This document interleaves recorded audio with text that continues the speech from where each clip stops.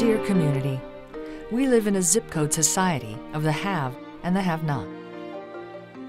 We know that affordable housing, a living wage, and public transportation are all very important to Charlotte and our region. And so are the connections between individuals and institutions.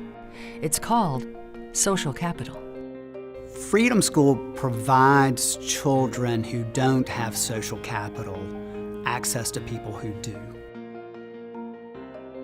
So we partner with so many different avenues across the city, whether it's a church or it's a company or it's a neighborhood. Those partnerships are creating relationships for our kids, and also, if nothing else, showing them opportunity so they know that there's something else out there besides maybe their small world view. I didn't used to think I could go to college until I got to Freedom School. For children without access to social capital, we know the numbers aren't good. Low-income children are susceptible to falling 2 to 3 years behind in reading from lack of access to quality summer learning programs. By the time they get to 3rd grade, those kids, if they don't have a Freedom School, they will never catch up. In 2003, Freedom School started with 1 site and 100 scholars. Xavier that started when he was 7, and Jermel, he was 4.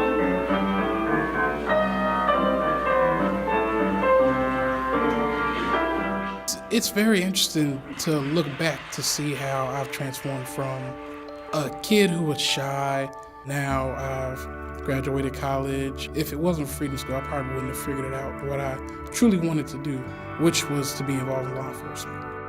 Is seeing the Xaviers of the world and seeing that they've developed and have gone on and they're now productive, members of society.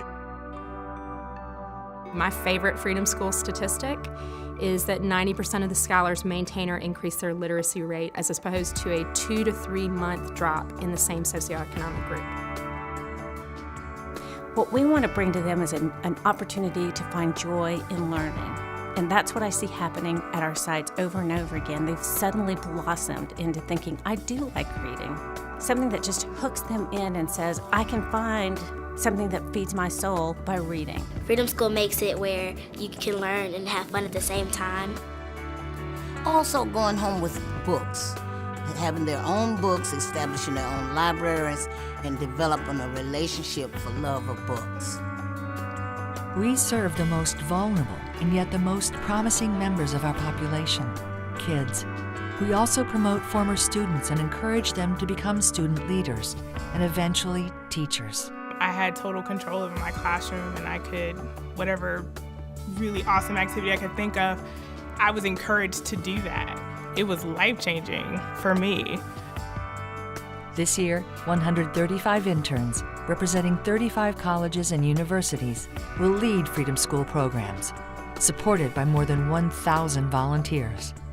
We really want to get more people in the community involved, especially African American males, to really provide that role model that these kids can say, look at what all these guys are doing.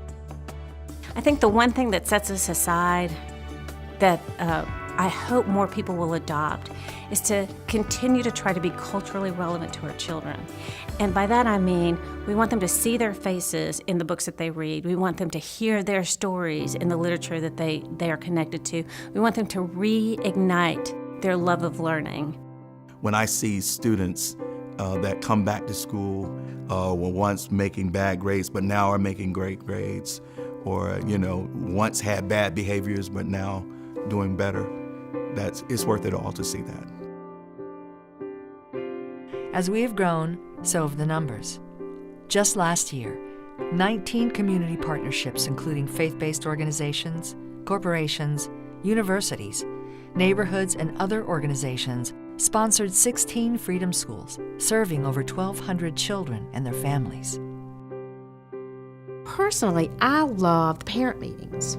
I like the interaction between volunteers and the families that come to the parent meetings. The driving force for me is to see my congregation embrace and support the program. Providence Day is the only private school in the nation to host a Freedom School. And it is an all-year conversation for us. It is not a summer adventure. I fundamentally believe that education is the only way to break the cycle of poverty, and that we as a community, as poverty rates go up, it's not just those in poverty that suffer, but it's the entire community that suffers.